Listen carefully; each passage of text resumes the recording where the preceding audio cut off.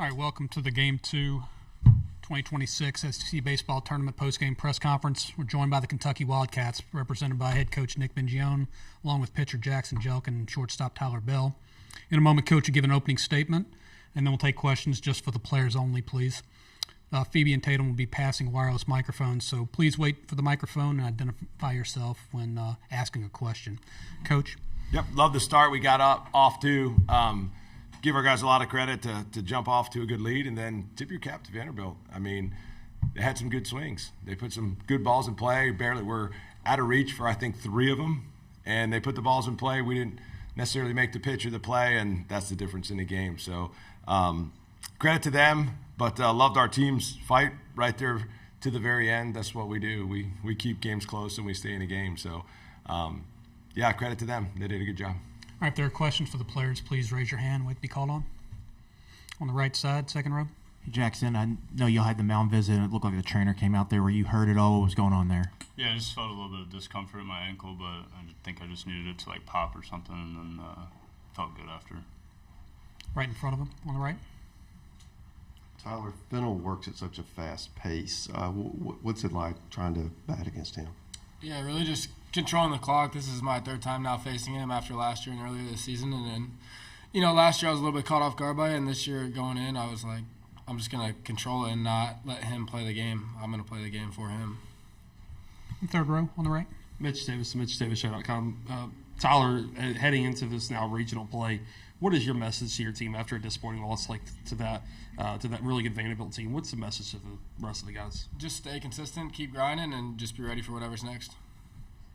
Right in the center of the room. Jenkins, what does it mean to have a catcher? Jelkin, what does it mean to have a catcher like Jenkins just be in full command from the fall and now until what maybe could lie ahead if you guys live another week? Yeah, he's a competitor. Anytime you get a throw to a guy like that, it makes your life easier. So just having him in our dugout and part of our team to compete as hard as he can is really, really good. Next for the players. If there's no more, one more on the front row, on the left. Jackson, can you just tell us about what you thought about Vanderbilt's lineup and what makes them dynamic?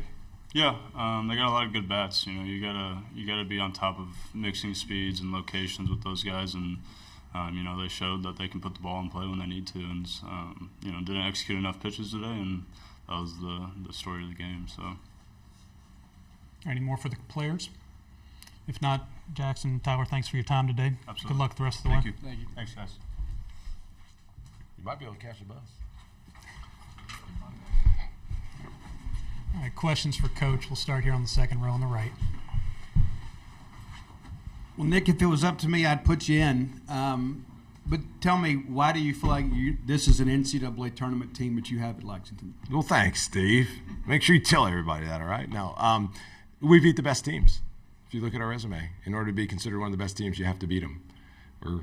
There's all kinds of numbers. I can spit them out. I felt like I did that during the broadcast, but, you got to not only be good in your league, which we've done. I thought Mark did an unbelievable job. I want to make sure I said that on air and did that publicly. What Mark did, where he tiered our teams. There's only 7 teams in our league that have literally a 500 or winning record against the best teams in our league. So we've done that. We've beaten them. And then, did you guys watch the no-hitter last night? JT Ginn. Did you guys watch that? Okay, so I'm going to set the stage. JT Ginn, I committed him. I'm proud of that. He goes into the 9th inning with a no-hitter. Adam Frazier, who I saw his picture on the wall in the locker room, I sent it to him. He's all fired up. Adam Frazier leads off with a single. Next batter hits a bomb. He gets the loss. He went from having a no-hitter, 6 pitches later, he gets beat. And my point is, all wins and losses are not created equal. They're not. So you go, man, he lost. That was a terrible outing. What happened? He had a no-hitter. And 6 pitches later, he's walking off the field with a loss. Baseball has a way to just punch you in the gut. And all wins and losses are not created equal. It's why I appreciate the DSR. We have an awesome score there. You look at our RPI, we're in great shape there. You look at KPI, we're in a great shape there. And I say all that because we're 5 plays away 5 plays away from 18 SEC wins. 5 wins. We have 5 one-run losses against deciding series. 5. We have 5 one-run losses. Like we're right there. I mean, we're 5-4 against the number 1 projected seeds in the country. We have the 10th most wins against the top 30 RPI teams in the country. 10. We're tied for 10th. Like, we've beat the best teams. So, therefore, we're one of the best teams. On the right side, third row. Coach, I want to ask you about the trust you have in Jelkin and both Tyler Bell. I mean, I know Hudson and then all the other guys on the roster, but in particular Jackson and Tyler. Talk about the trust in those guys. Superstars. Like, literally, superstars. You talk about star power. And in order to be, like, we believe one of the best teams, right? Like, well, we are one of the best teams. Okay? You got to have the best players. Like, Tyler, think about the list of first-team All-SEC shortstops in this league. I mean, the guy is a superstar. Best high school player I've ever coached. I mean, I've never coached a second-rounder. Like, second-rounders don't literally just show up at school. And then Jackson, there's not a team in that tournament that's like, yes, I can't wait to face Jackson Jelkin. Like, I mean, it is, whew. And I give my man Aaron Fitt credit. He saw him this fall and was all in on him. He was like, I'm going all in on this guy. I know. And he got hit around in the one fall game. And Aaron still threw all his chips in and was like, this is what it's supposed to look like. And he was right. Yeah, a ton of trust. I mean, guys, in non-conference games, we went 4-0 in the games he pitched. He gave up 5 runs in 4 games against non-conference opponents. Let that sink in. There's not a team in the field that's like, I'm looking forward to facing him. He's just a superstar. I mean, and these 2 guys will play in the big leagues. I'm confident of that, and I'll show up into that locker room. The SEC is so awesome. They have all the former players. I walked around after being in this league for 20 years and just going through some of the great players, like some of the best players in the world. And I'm confident that these 2 guys, they'll be, and they will be some of the best players in the world, especially when they get to the major leagues. Yeah. Toward the back on the right. Hey, Nick. Chris Lee, Southeastern 16. You mentioned some of your metrics. I think your RPI is going to be top 40. Your DSR, your what would the KPI, both top 30 coming into today. Do you know if the committee, 2-part question, do you know if the committee weighs those as much as it weighs the other ones, number 1? And number 2, do you know what's the process like when you file paperwork or whatever? Can you say, hey, remember, we missed Hudson Brown for a while, we missed Cleaver for a bit, we missed Tyler Bell. What do you do, to kind of remind the committee of some of the key guys you had out for a bit? Well, here's the piece that I have. Mike is obviously our chair. They're great.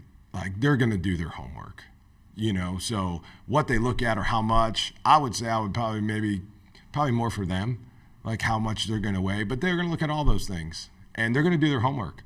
And I loved Mike's comments about just, like, watching baseball games. Like, just, it's one thing to look at numbers, but just to watch and look and see. So how much they look at that, I think there's times where maybe sometimes it's a moving target. Sometimes we're like, whoa, okay, that's, different. But this is a bright committee, and we just trust them to do the right thing. And, obviously we're going to be an at-large, and we're just going to wait for them. Yeah. On the second row on the right. Nick, just what's the message to your team? You lose 3 tough games in a row, and you're entering a situation where you're going to have to, sit down and watch the selection show and just, not necessarily hope, but just kind of wait to see if you're in or not. Yeah. I mentioned them. We just talked about the game. We just view every time you lose as a learning opportunity. So we just talked about the game. We left some plays on the field. We left some pitches that we would want back, and we had some at-bats we would want back. So just told them to get rested. We're going to get dinner tonight. We'll head back to Lexington and get back to work. On the first row on the right. Minge, people are going to talk about the two series wins and the 8 series losses. How would you address that chatter? Yeah, that's a fact. So when you look at the losses, but then you also have to look at the wins. We have really good wins. There's only 3 teams in the conference that beat every conference opponent on their schedule. That beat every team on their schedule. Georgia, Texas A&M, and us. That's pretty good company. So it's just like when you look at it that way, and then again, all losses and series losses aren't created equally. Man, JT Ginn, that dude got the loss last night. He had a no-hitter into the 8th. It's like, it's a pretty good outing. And it's like, so I would say the same thing. It's a pretty good run. We're 5 plays away from 18 wins. 5. That's how small the margin of victory is. And that speaks for itself. Yeah. So, on the second row. ABS, obviously, now that you've experienced it in real time, what are your thoughts about it? How can it improve the game? I was so impressed by the players on both sides. They were good. I thought even the one that they missed late, they might as well try it. They're sitting there with 3 of them. I was like, go for it. Like, I was so impressed. You know, we haven't practiced that. Now, there's times where we've had inter squads where we've had the strike zone and things like that up there. But we watch a ton of video. We go back. OJ has done an awesome job with that. But it was actually really interesting. And I loved it. And this is what I know about umpires in our league. I said this on air. We have the best umpires. And for them, even, it's feedback. We always say, like, feedback's the breakfast of champions. Like, for them, it's like automatic feedback for the umpires. And I know they would welcome that. If I was an umpire, I would. And I know we got the best umpires. So it's like, I thought it was really good. And I give Matt Boyer and our SEC office a ton of credit, like, just to keep progressing our league. When you think about, I mean, guys, this is my 20th year in this conference. And to think about where it was to where it is now, it is incredible. And you have to adapt. You have to adapt. And if you don't, you get left behind. And our league has continued to be at the forefront of a lot of things where we have moved the needle. And quite frankly, we play the greatest sport in the world in baseball, and Major League Baseball has been able to show us a roadmap on a lot of things. And I think the players enjoyed it too. I think the players enjoyed it because at the end of the day, umpires, coaches, student athletes, they just want to get the call right. At the end of the day, you just want to get it right. And I know the umpires do, the players do, and it's just another way to make sure you get the call right. And there was a lot of time and effort that went into that. So just thankful for everyone that even liked to put us in that position. Yeah. Last one for Coach. Coach, certain stats don't really tell a little bit of this game. You know, four men left on base, 8 hits, and then you see Fennell and Kranzler, what Corbett has done on the other side. What do you feel that you guys could utilize more if you guys play another week, how certain execution can rise, besides even have 2 key components on the offense for you guys on the top of the order? One thing, the reason why, you know, over the last 3 years, we have an average RPI of 8th in the country. That's what we have over the last 3 years. And the reason why we've done that is we have some really good players. We've played a really challenging schedule, and our players work really hard. So that's what we'll do. We'll get back to work. We'll get back down tomorrow. I'll give them tomorrow off, and then we'll be right back to work at practice. We watch a ton of video. Our team loves baseball. Like, guys, when I tell you, like, they love playing the game of baseball. And so we'll get back, we'll watch the video, and every game's different. And so once I study the video, we'll create a game plan and what we did well, what we need to work on, and where we need to grow. Yeah. Thanks, guys. Thanks, Coach.